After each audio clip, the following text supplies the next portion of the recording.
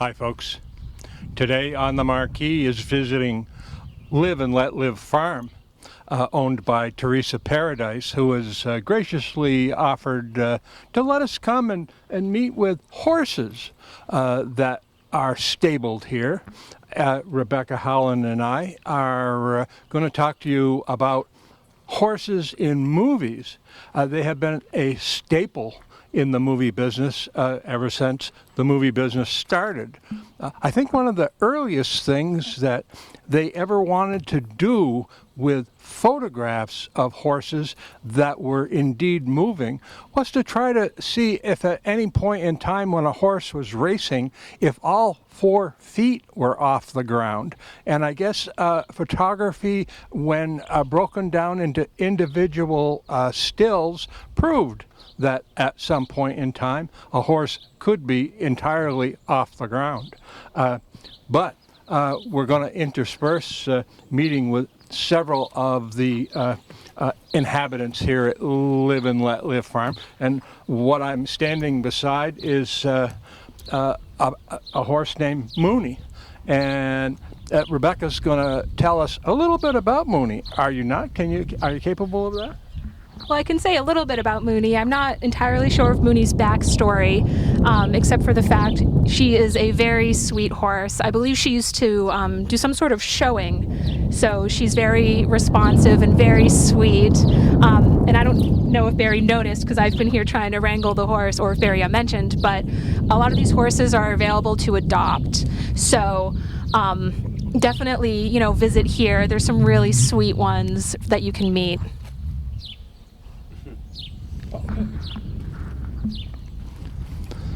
Some of the horses that perhaps you're most familiar with, you've seen in movies over and over and over again.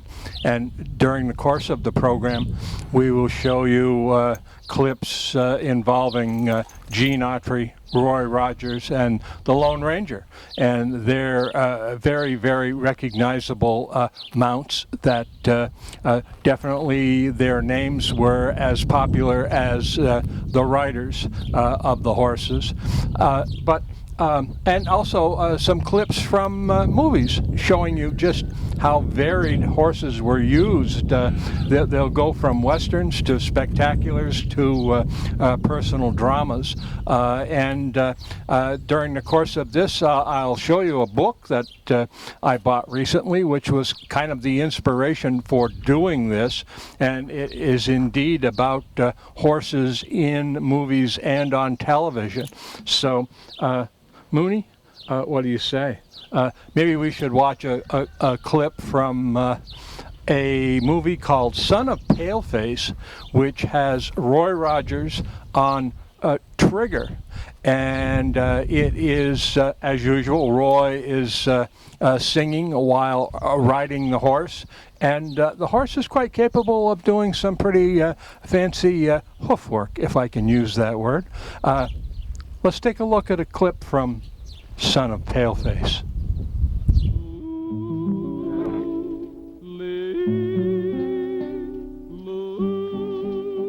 A four-legged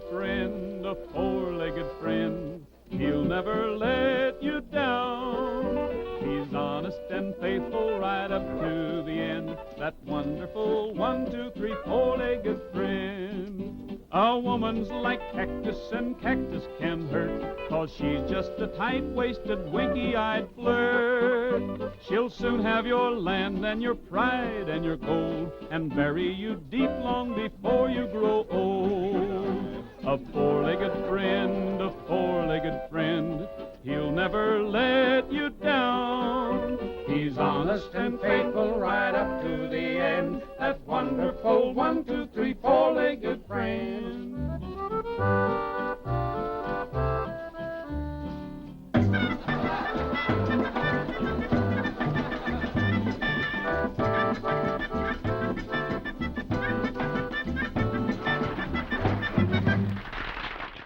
So there's Roy Rogers and Trigger, folks. And we've been joined by 2 young volunteers, which, by the way, Live and Let Live is always looking for volunteers and is interested in having people who like horses or would like to find out if they do like horses. These two young folks are taking care of this particular horse whose name is Barney. And young lady, what is your name? My name is Rowan. And your name is? My name is Everett. Everett. Judging by the freckles on both faces, you're brother and sister. Am I correct in that assumption? Oh, good. How long have you been looking after this horse here? 3 weeks. 3 weeks. Okay. Pretty much since you got out of school? Is that close? Maybe like a week after we got out of school. Yeah. You come out here like how many times a week? Twice on Tuesdays and Thursdays. Yeah. What do you like about this activity most? I like taking care of animals a lot, like horses and the goats and brushing Barney. Yeah. Is there any negative aspect to coming out here and helping with the horse and the goats? I don't think so. No. Oh, that's good. I know that there's maybe some chores that, for lack of other way to describe it, might not be as pleasant as others, but that's part of the game of doing this, isn't it? Yeah. Okay. Becky, want to add anything to this conversation? Sure. Barney, as you can see, is a willful little pony, but he's very sweet. I believe he is in his 30s, if I know that correctly. He's a newer addition to the farm, but very sweet. If you visit here, you might see him roaming around. One of the creatures that does have the run of the place, apparently, they're not afraid that he's going to go looking for another home, which looks like he's been well fed. But is gray hair part of the aging process with a horse, just like a human? Mm-hmm. Oh, it's in evidence on Barney. Have anything to say? No? Okay. This is a fascinating place, folks. As we go along, we'll describe to you how you might be able to get here. And again, if you are at all interested in what you see during the program, we will try to put you or give you the information by which you might be able to get involved if you are of a mind to do so. So, shall we move along to another little clip? We've seen Roy Rogers. Let's take a look at Gene Autry. And Gene Autry's horse was named Champion. And in this particular film clip, Gene Autry was a singing cowboy, and he is talking about, watch the clip and you'll understand what Mr. Autry is singing about. Here's a scene from a Gene Autry movie with Champion.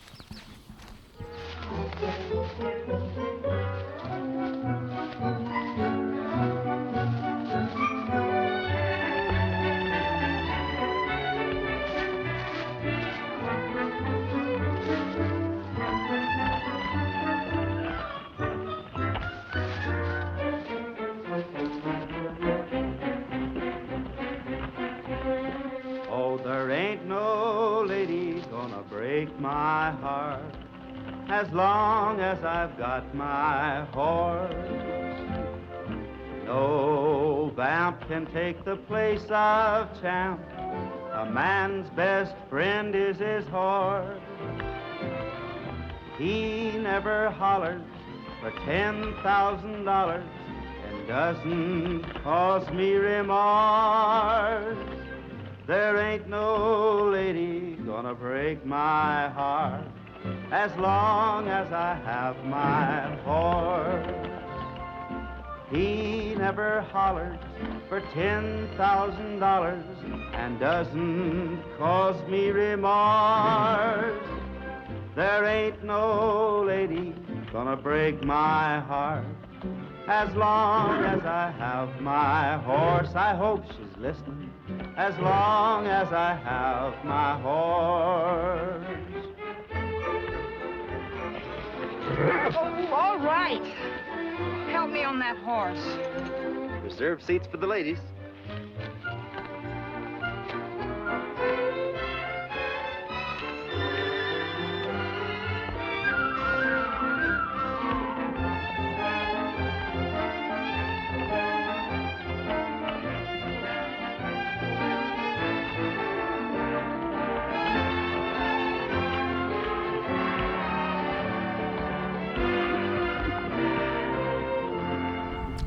We've moved along, folks, to another area at the Live and Let Live farm.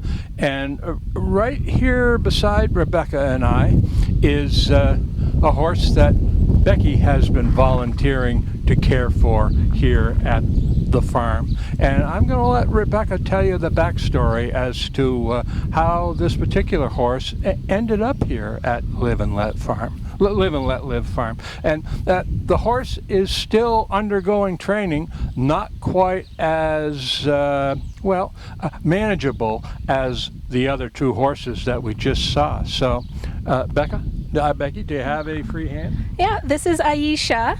She is a 3-year-old Mustang. As you can see, she's in training. She's very sweet, but she hasn't quite learned how to walk and stop with people yet. She is from a wild herd of horses that were in New Mexico, and when she was just a baby, the adult horses were rounded up and driven across the border to Mexico to be turned into dog food. And the people that did that, they left all the baby horses to die. So a bunch of people came in and they rescued the baby horses. I believe 6 of the baby ones came here. There's only 4 left. The other 2 have been adopted, and people like me are working with these guys so they can be halter trained and saddle trained, and hopefully in another year or 2 find a really good home. Okay. I think you'll find that all the horses, in fact, all the inhabitants here at Live and Let Live farm have kind of a fascinating story to be told about how they arrived here. Teresa Paradise, the owner of the farm, has intervened in several quite notorious incidents of animal abuse and has offered up the opportunity to indeed move the animals to the property here while they are going through some sort of rehabilitation and or getting them back to where they're recognizable as horses and animals that haven't been abused. There's a lot of abuse going on, unfortunately. But we've seen a clip from a Roy Rogers movie and a Gene Autry movie, and right at the moment, let's segue to the famous opening from the Lone Ranger TV show. And the Lone Ranger's horse was, of course, Silver, and the famous expression was "Hi-ho, Silver." And I would like to show you that introductory segment from the TV show The Lone Ranger.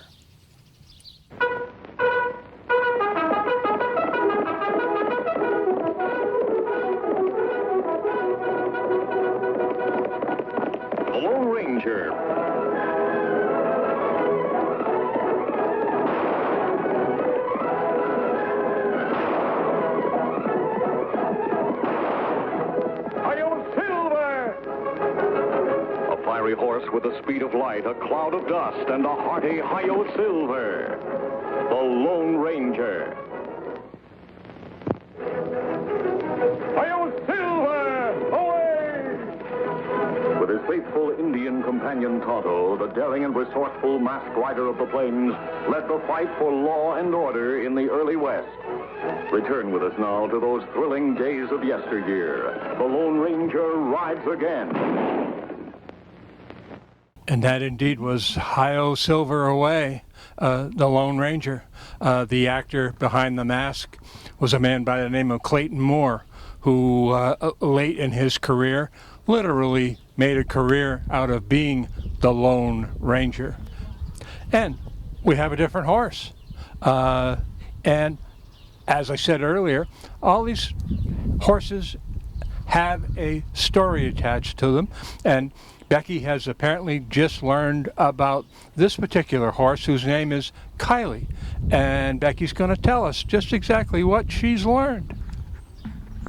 Well, as Barry said, this is Kylie. She's very sweet. She was born on the farm.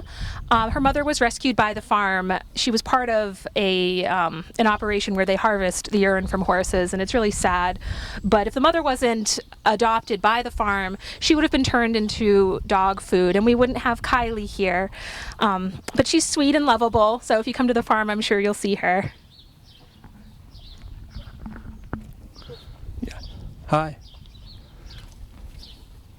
And there is definitely a difference in the behavioral activity here.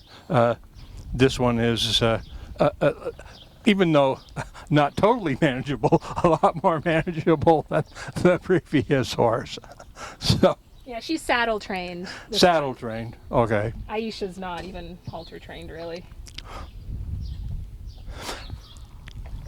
Horses have been used in films, as I said earlier, ever since the movies started to be. And probably one of the most spectacular use of horses in films that didn't involve any danger to the horse to any great degree was a chariot race that was filmed for Ben-Hur in the late 1950s. William Wyler was the director. Charlton Heston and Stephen Boyd were the charioteers, and there was conflict between the two men, and it definitely shows up in the chariot race. What we're going to show you, however, is what is called the parade of the charioteers prior to the race. And if we could watch that clip now, I think that would be very nice. You'll see numerous horses in this particular sequence.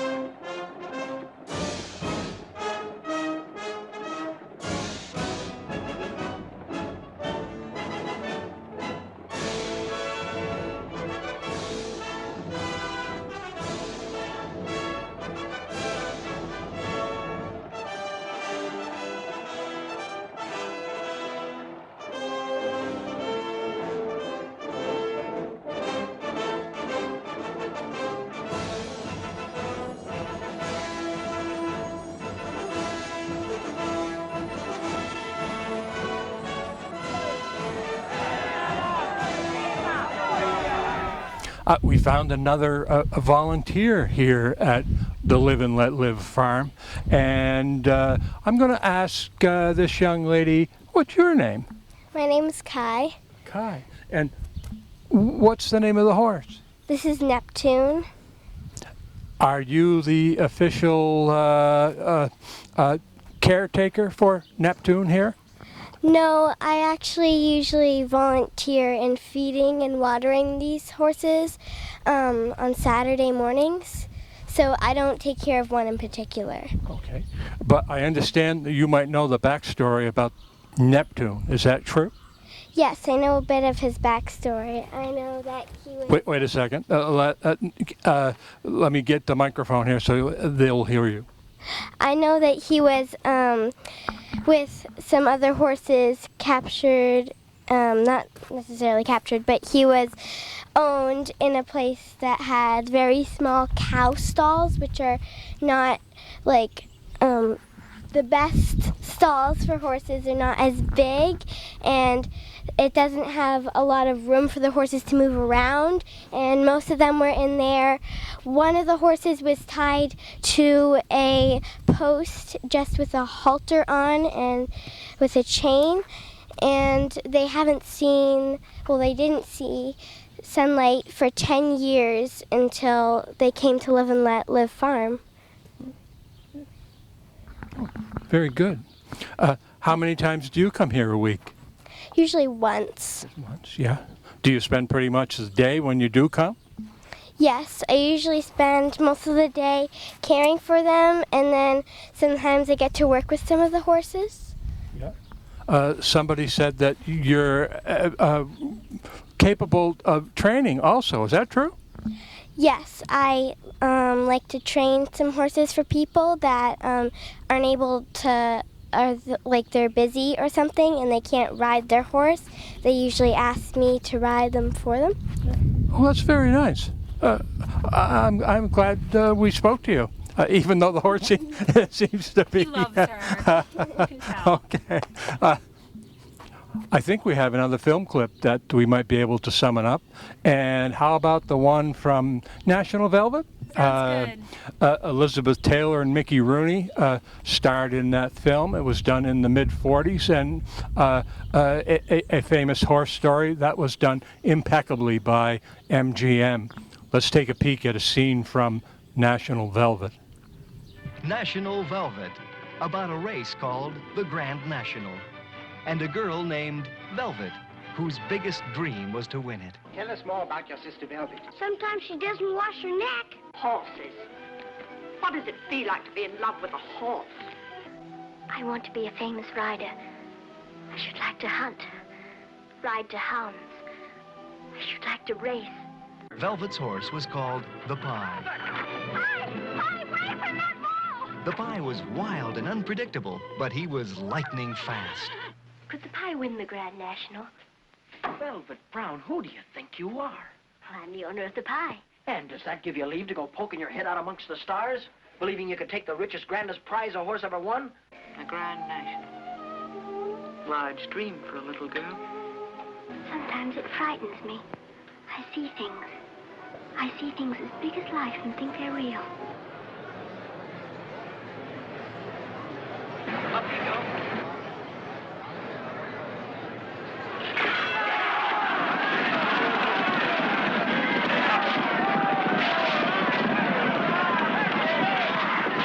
Nothing to be frightened about.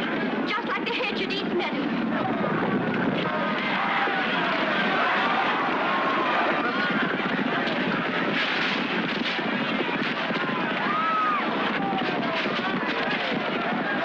Wait, there's a horse coming up on the far side. He's coming up fast. I can't quite see who it is. It's number 28. 28, it's the Pie. That was a bit of excitement from National Velvet with Elizabeth Taylor. We're about to conclude our visit here to the Live and Let Live farm, and we have yet another example of what lives here. And this horse is named Nico. Nico. Yes. Nico's very inquisitive.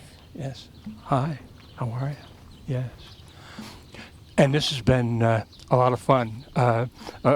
Becky and I hope that perhaps we can come back here on another occasion and meet some more of the fascinating creatures that reside here. One thing I would like to tell you is that there is a new horse movie that is making the rounds around the country at the moment, and it's called Dark Horse. It is about a Welsh community that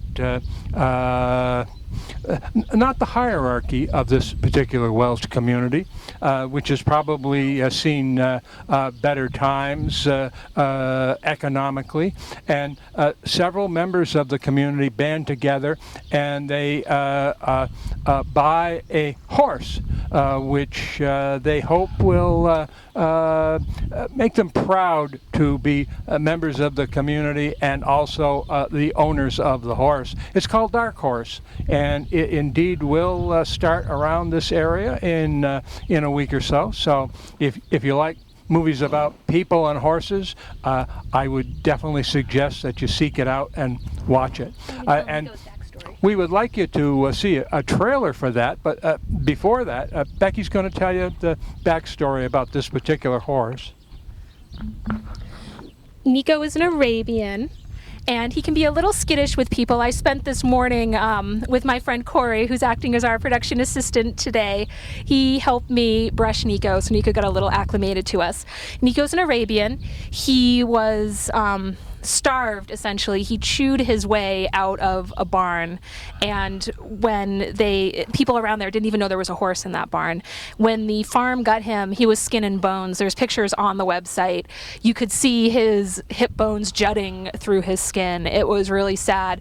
But you look at him now and you see the wonderful work that the farm does. He's healthy, he's happy, and while he can be a little standoffish when you first meet him, you can see once he gets used to you, he's just curious and friendly. So stop by the farm if you can. And as promised, here's a trailer for Dark Horse. Again, seek it out. I think you'll find it fascinating. Thanks for watching, folks, and we'll see you soon. A decade ago, in a small village, they shared a dream so wild it couldn't be stopped, a dream that became a legend.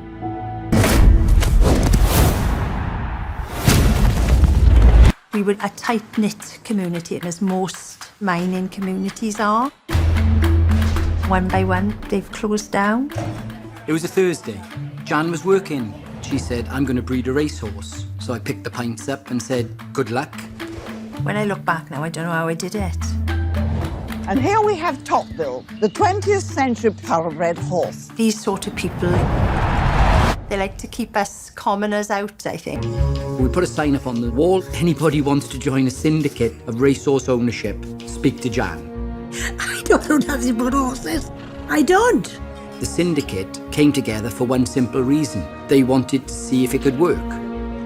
John said, we're all an alliance. This is our dream. We'll name it Dream Alliance. Dream Alliance! This big chap with tattoos everywhere said we've got a horse to have in training. He was a working class horse that was about to take on the likes of the best. He was now mixing it with the big time. He looked classy. 40 horses and you got eyes for one. Come on, Dream. Come on, Dream. Come on, Dream.